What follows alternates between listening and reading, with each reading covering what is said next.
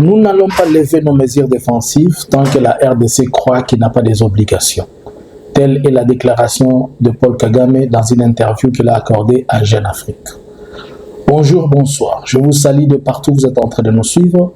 Nous, c'est Analysons Congo. Nous venons ce soir et ce matin pour essayer d'analyser certaines choses ensemble avec vous, partager et discuter ensemble. Je vous demande de liker, de partager et de rester connectés. Restez connectés sur Analysons Congo. Suivez-nous de partout, sur TikTok, sur YouTube, sur Facebook. Ne manquez pas de nous laisser vos likes, ne manquez pas de nous laisser vos commentaires. Merci à vous tous qui vous abonnez sur Facebook. Aidez-nous à ce que nous atteignions nos 20K. Aidez-nous aussi à ce que sur YouTube, on atteint le 100K. Suivez-nous massivement sur Eke Swahili. Suivez-nous sur la chaîne TikTok Eke Swahili. Je vais d'abord faire une mise au point de quelque chose. Il y a un commentaire qui est entré, une partie qui est sortie du contexte et on est en train de faire beaucoup de buzz sur ça, sur Facebook, sur YouTube, WhatsApp, TikTok.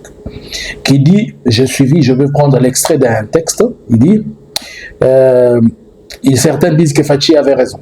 Par exemple, on dit que Paul Kagame, le M23 n'est pas un mouvement rwandais, mais un mouvement congolais, désormais appelé AFC M23, auquel est associé l'ancien président Joseph Kabila, source Jeune Afrique. Faux et archi-faux. Dans l'interview de 27 minutes que Kagame a accordé à Jeune Afrique, qui a été publiée aujourd'hui, dont le journaliste François était celui qui était en train de l'interviewer, nulle part, Kagame a dit que Kabila était associé au M23. C'est à la 19e minute même de cette interview-là que vous allez suivre la réponse de Kagame. Je pris le temps de suivre cette interview, de revenir pour trouver, comprendre ce que disaient ces gens. J'ai commencé à le suivre il y a longtemps et je me suis dit, on va quand même apporter des lumières. Kagame n'a pas dit ça. Et je vais vous donner la réponse à Kagame. On a posé une question à Kagame et Kagame l'a répondu. Suivons ensemble et descendons dans toutes ces analyses. Première question qui a été posée à Kagame. Lorsqu'on observe la situation actuelle avec la pression de la communauté internationale et les sanctions, peut-on dire que le Rwanda est en train d'être isolé diplomatiquement?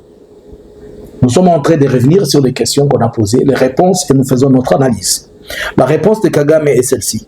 Il existe plusieurs manières d'interpréter la situation et je ne peux pas empêcher les gens d'avoir leur propre lecture. Cependant, le conflit n'a pas commencé avec nous. Ceux qui devaient apporter des solutions négligent les causes profondes. Quelles que soient les sanctions, et elle ne nous empêchera pas de nous défendre. Nous nous défendrons assurant qu'aucune menace ne vient de n'importe où et en particulier de la RDC. C'est comme si l'on blâme la victime et que l'on applaudit celui qui crée la situation. Blâmer le Rwanda est la solution la plus facile et beaucoup choisissent cette facilité au lieu de traiter le vrai cause. C'est la première question qu'on a posée à Kagame. Moi, je me suis posé la question, pourquoi Kagame fait cette sortie maintenant? Et pourquoi il a fait sur Jeune Afrique? Et pourquoi en version française, en version anglaise, alors qu'on sait que Jeune Afrique est souvent en version française, bon, bien qu'il a des versions anglaises aussi. Premièrement, Félix a semblé jouer encore à ces jeux-là des insultes là, quand il était à Matadi. Et depuis un certain temps, Kagame avait opté une stratégie où chaque intervention négative que Félix fait, il les recadre diplomatiquement. Il ne s'était plus comme c'était dans l'ancien temps. C'est lui qui est habitué à ces terres, c'est Joseph Kabila. Deuxièmement, Kagame réplique après qu'il ait pris la décision la semaine passée, selon ce qui était signé entre le 17 et le 18 mars à Washington, où les gens devaient lever les mesures, où chacun devait prendre une initiative et que lui a levé les mesures défensives. Et il a fait comprendre à la vie de tous, qu'il était en train de retirer ses troupes et une partie a commencé à bouger. Mais cela va faire maintenant une semaine que le retour de la RDC ne vient pas. C'est-à-dire la RDC n'a pas encore ni neutralisé. Ils ont lancé disant qu'ils vont faire des opérations, mais en réalité, ils sont toujours en collaboration avec les FDLR. Ils n'ont fait ni opération, il n'y a rien qui a été fourni. Ainsi donc, le Rwanda, via Kagame, se retrouve dans l'obligation de pouvoir interpeller à la fois et la communauté internationale et la mauvaise lecture et aussi parler en général des choses, puisque si vous allez comprendre dans cette interview, il a même répondu aux questions qui n'ont rien à voir avec la RDC, notamment les questions de la Mozambique sur le financement de l'Union européenne. Avoir choisi que cela passe en anglais et que c'est une chaîne française, c'est à la fois stratégique, donc il s'adresse à des grands groupes linguistiques qui sont dans ce problème. Le monde de la francophonie comme le Commonwealth. Il s'adresse à la fois à l'Europe, il s'adresse à la fois aux USA. Est-ce que cette interview de Kagame vient renverser ce que Donald Trump est en train de faire? Non. Je pense qu'il est en train d'interpeller aux Américains que vous êtes en train vous êtes en train d'aller vers le mauvais choix, vers la mauvaise posture par rapport à ces conflits. Au lieu qu'on trouve solution, on revient toujours au cadre de départ. Et Kagame qui se dit, on lui pose la question, est-ce que tu n'es pas en train d'être isolé? Il dit non, je ne m'empêcherai pas à ce que quelqu'un réfléchisse dans ce sens. C'est-à-dire tout le monde est libre de penser. Certains peuvent dire non, vous voyez les sanctions. Mais Kagame l'a dit plusieurs fois, les sanctions ne résolvent rien. Et les sanctions ne sont pas la solution. Puisque si les sanctions résolvaient quelque chose, la Russie et Poutine seront par terre. Kadyrov en a 3950. Kadyrov lui-même, une seule personne. C'est la personne la plus sanctionnée du monde. Il a 3950 sanctions, ou 3900 et quelques. Le président tchétchène. Mais il est là. Il n'a pas bougé. Et les sanctions, il y a pas longtemps, on a levé les sanctions qu'on avait mises sur la présidente de Venezuela qui a pris la place de Maduro. Donc les sanctions ne foutent rien. À ce point, Kagame s'est dit, je ne suis pas isolé, mais ceux qui pensent que je le suis, ça dépend de leur lecture. Et personne ne peut m'isoler puisque je suis là où je suis et je suis censé faire ce que je fais.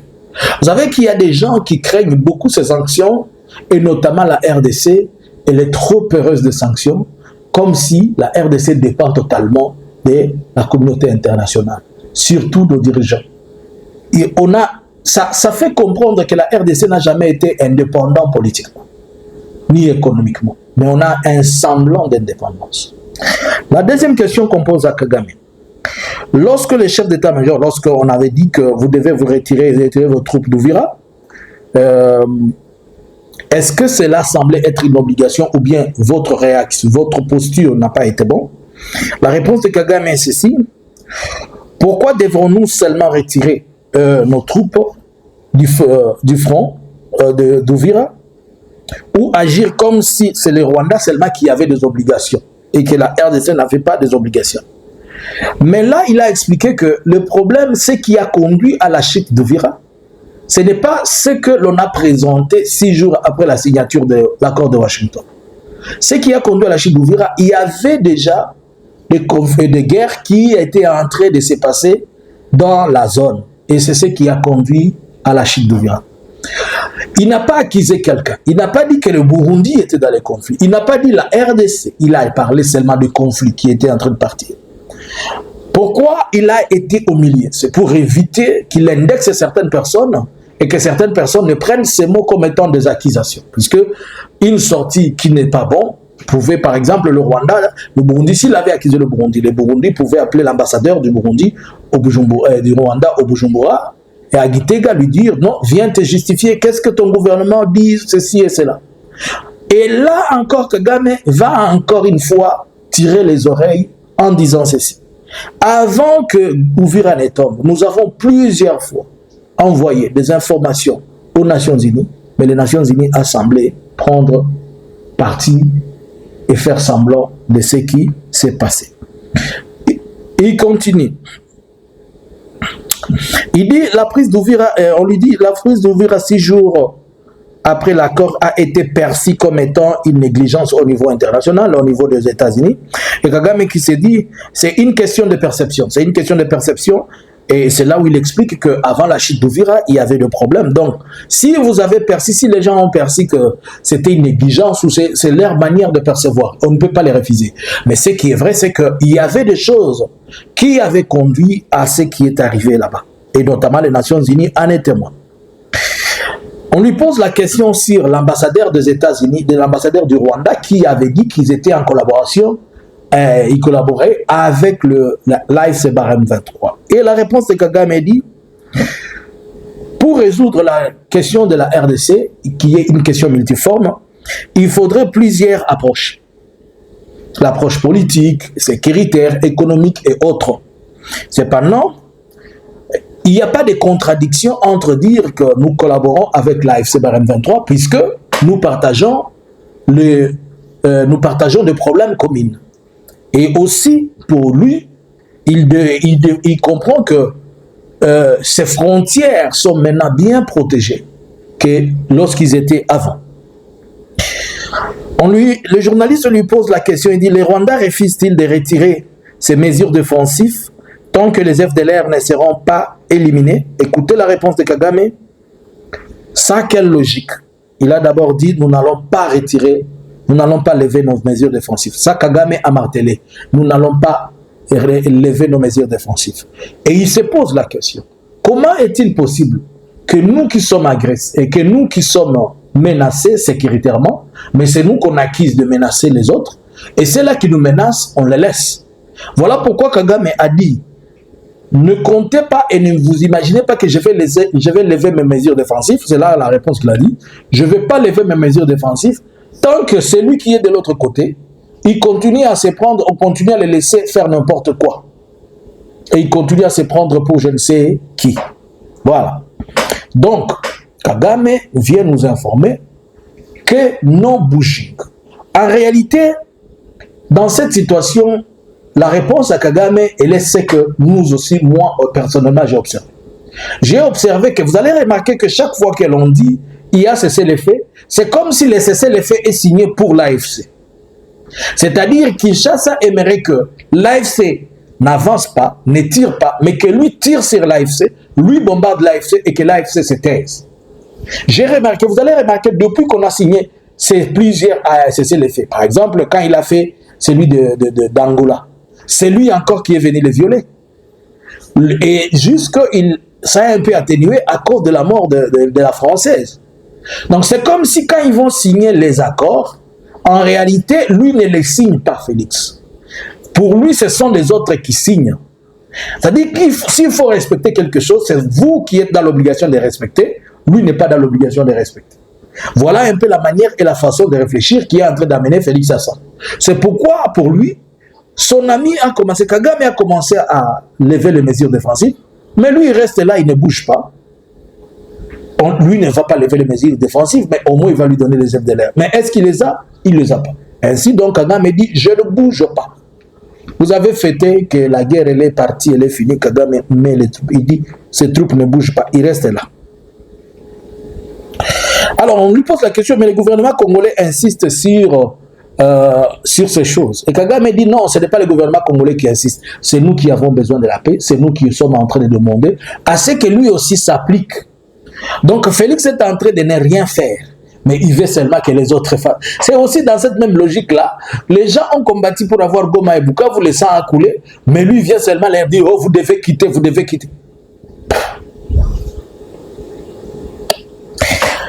Et ça continue. Les journalistes posent la question. Lors de l'accord de Washington, cette question m'a fait rire. Lors de l'accord de Washington, votre body language a semblé et a démontré tout.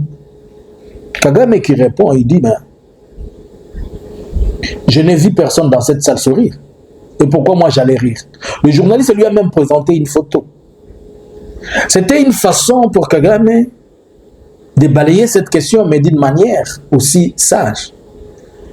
Il y met de la diplomatie et il met le sens même d'une réponse orientée pour empêcher que ça fasse débat, puisque il avait compris que ça avait fait buzz, et si sa réponse revient encore, ça va créer un buzz qui n'est pas important, alors que déjà la photo elle-même parlait, disait que Kagame n'est pas content, ou bien il ne veut pas signer cet accord, c'est peut-être plus que le USA lui a demandé. Et Félix non plus, il n'a pas été content puisque le contenu du texte ne couvrait pas les choses qu'il voulait, qui jusqu'à aujourd'hui nous sommes toujours en train de les demander au niveau du Parlement. Et il continue. Pensez-vous qu'un jour, vous vous entendrez avec Félix Tshisekedi? Oh, Kagame dit, peut-être pas, je ne sais pas, mais moi, je m'en fiche, je suis là. Si ça va venir, que ça vienne, si ça ne vient pas, d'après tout, ça ne me dérange pas. C'est pour dire que c'est comme si on était en train de lui poser la question, est-ce que tu penses que ce conflit va finir aujourd'hui ou demain? Il dit, je prends tout ce qu'on me donne, si on veut qu'on continue, je suis là. Si on veut qu'on stoppe, je suis là. Alors nous sommes en face de deux personnes qui chacun n'est pas prêt à finir le conflit. Kagame n'est pas prêt à ce que ça finisse comme ça. Félix non plus n'est pas prêt à ce que ça finisse comme ça. Et pendant ce temps, c'est sur terrain que les gens continuent à souffrir. On lui pose la question sur la présence de Jean-Luc Abiyarimana, le fils d'Abiyarimana à Kinshasa. Il répond que le fils d'Abiyarimana n'est pas lui le problème. C'est plutôt l'ensemble de tout le monde. Là encore, Kagame accuse Félix de vouloir réunir tous les FDLR et de se tirer la sympathie. Il envoie ces messages à New York. Vous êtes en train de me dire de lever les mesures défensives. Mais le monsieur est en train de faire une collecte de fonds, je ne sais pas si on va appeler ça collecte de fonds, un rassemblement de tout le monde. Pendant ce temps, si je lève mes mesures défensives, les gens qu'il est en train de rassembler de Kinshasa, où ils vont venir m'attaquer. Donc, si vous voulez que moi je lève les mesures défensives, il faut d'abord aller vers votre messier. Et les gens qu'il est en train de lever là, ce sont des gens qui sont condamnés et poursuivis par des tribunaux internationaux. Une autre question, on dit après la prise de Goma, l'AFC a été accusé de violation de droits de l'homme. Peut-il être ou bien peut-il gouverner mieux que Kinshasa? Kagame donne la réponse. Il dit oui, il y a un conflit, mais la situation actuelle est la meilleure qu'avant la chute de Goma. Kagame, la manière dont il répond, il fait comprendre que je préfère mieux l'AFC qu'au gouvernement de Kinshasa, puisque le gouvernement de Kinshasa n'a pas de capacité managériale pour atténuer ces problèmes et ces conflits. Et pour moi, je me sens à l'aise de rester là avec l'AFC Barème 23 à mes frontières, puisque non pas seulement que nous combattons les mêmes problèmes, mais on se sécurise mutuellement. Alors que Kinshasa créait du désordre. C'est pour dire que tant que Kinshasa va s'approcher ici, moi aussi je vais aller chez lui. Mais tant que je serai en paix avec mes voisins, et les gens qui vont être ici, s'ils me donnent la paix, je vais aussi leur offrir la paix. Et je ne sais pas si vous comprenez la manière de répondre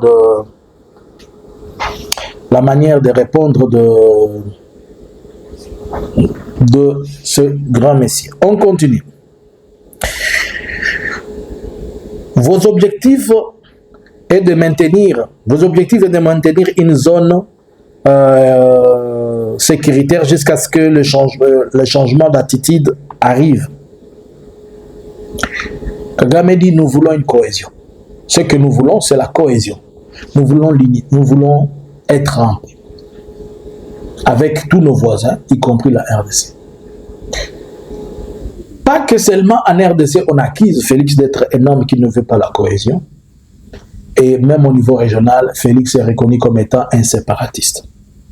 Et je ne sais pas si vous l'avez remarqué que partout où Félix entre, la première des choses qu'il fait, c'est scata, diviser les gens.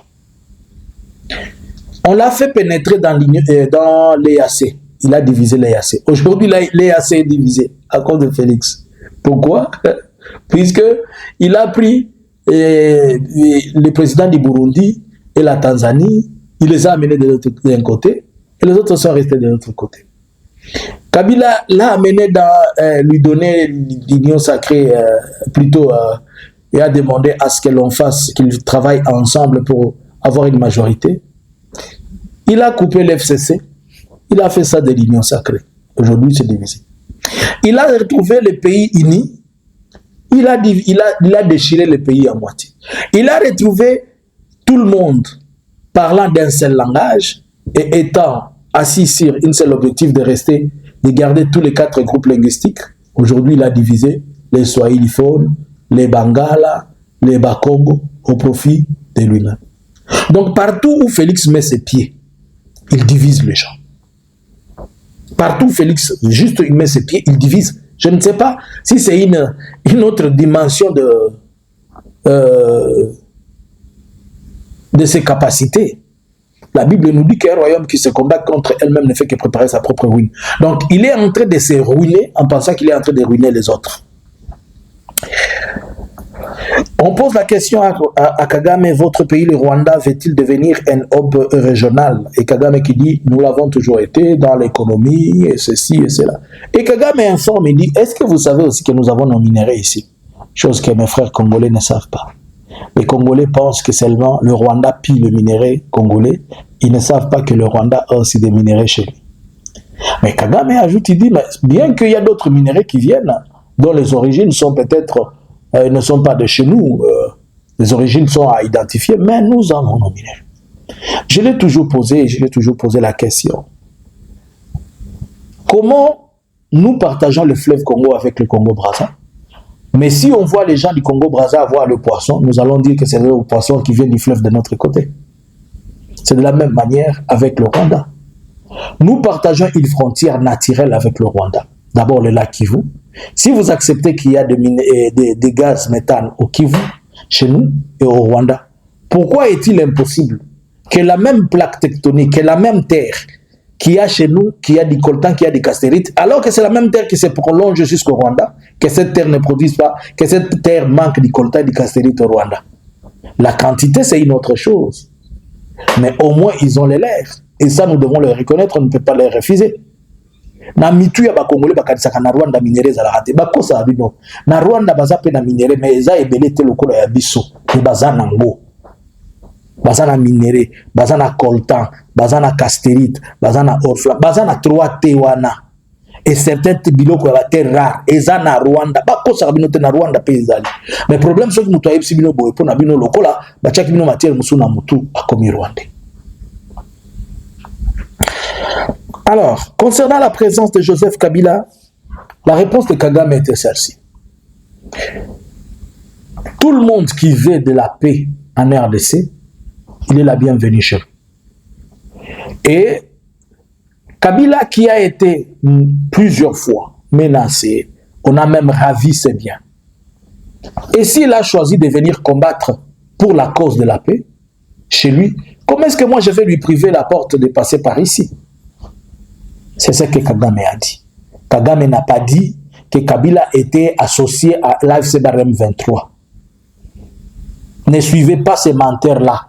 Vous savez, ces gens ne connaissent pas leur politique est basée sur le mensonge. Ils n'ont pas une politique. Leur politique est basée sur le mensonge et la haine. Ils n'ont pas d'autre chose. Kagame a dit, je le répète, que Kabila a été menacé. On a ravi tous ses biens, et on a ravi ses biens, on a appris n'importe quoi.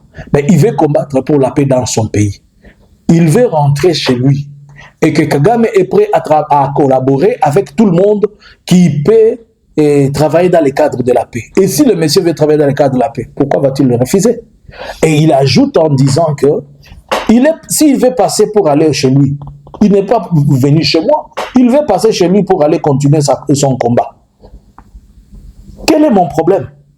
Est-ce qu'il a dit qu'il est associé au M23 ou bien c'est lui le patron du M23 ou quoi? Kagame n'a rien dit. Allez suivre l'interview. S'il est en anglais, dans l'IDP, s'il y a des gens qui connaissent l'anglais, qu'on vous aide à interpréter. À ta place, Mogote Kagame a lobby que Kabila a associé à M23 T. Kagame a lobby boy. Mutu nyonso oyo ezala na est ezala na ouest oyo azana besoin ya kuluka kimia ezala toza pri ya kosala na ye.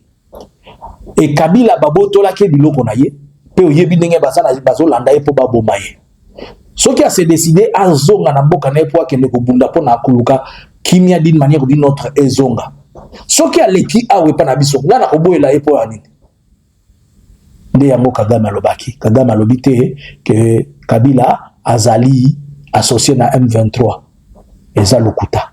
So bomoni batu ya basali commentaire wana tinda ye akende kolanda interview mobimba wana lokuta.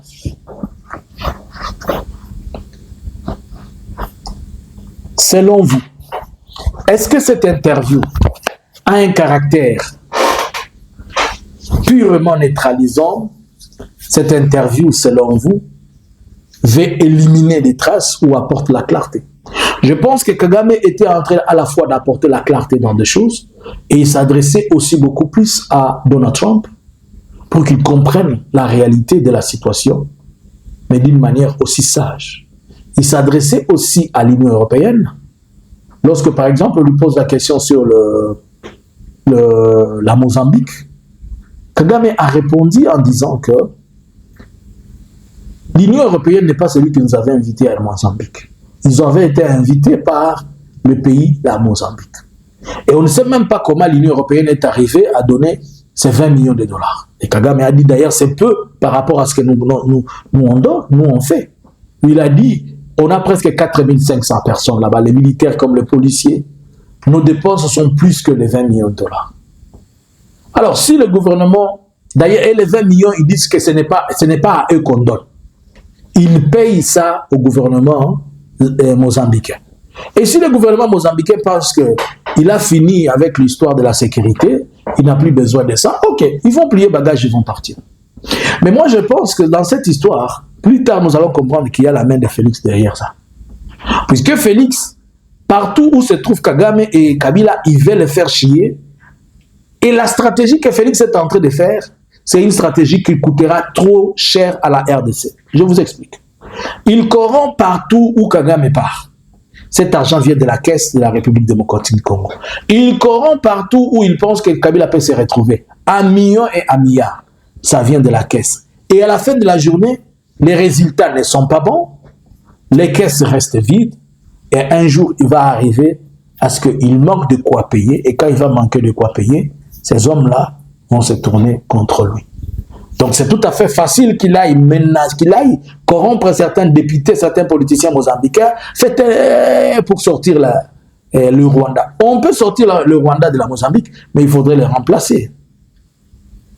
Il y a des rumeurs qui disaient que le Kenya va prendre cette place? On ne sait pas encore. Mais seulement nous sommes en train de comprendre que cette façon de faire les choses va toujours coûter trop cher et il nous a déjà coûté cher.